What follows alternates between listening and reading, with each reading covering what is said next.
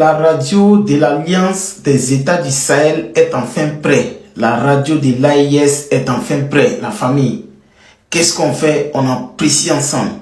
Donc du coup, on va écouter ici tous ensemble et très attentivement. Top, on est parti. Tout est fin prêt pour l'ouverture officielle de la radio de l'Alliance des États du Sahel au quartier Koulouba dans la capitale burkinabé. Les ministres en charge de la communication du Burkina, du Mali et du Niger font le constat à travers cette visite guidée.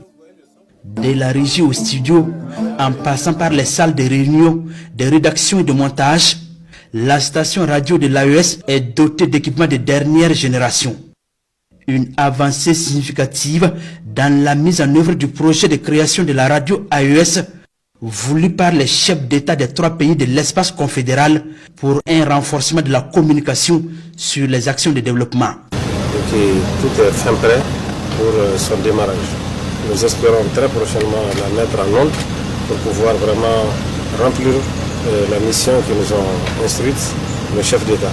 C'est comme vous le savez, la communication est extrêmement importante dans le cadre de la souveraineté de nos États.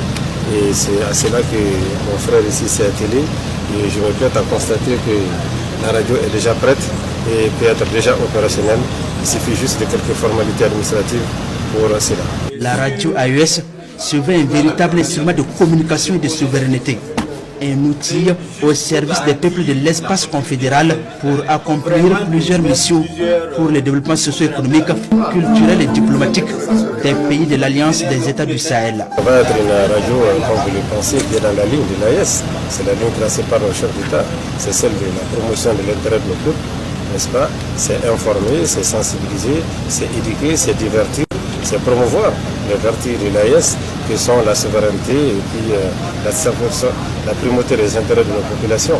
Et aussi, ça va être une radio quand même à la disposition de toute l'Afrique et de tout le monde libre d'ailleurs, parce que les valeurs que nous prenons ici, celles de souveraineté des peuples, celles de la primauté des intérêts des peuples, celles de la lutte contre tous ces fléaux internationaux qui handicapent les pays pauvres, et c'est des valeurs universelles ça.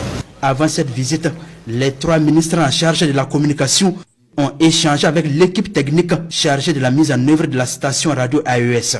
Une rencontre pour apprécier le protocole d'accord et la feuille de route élaborée dans le cadre des mécanismes de communication de l'AES avant l'ouverture officielle de cette radio.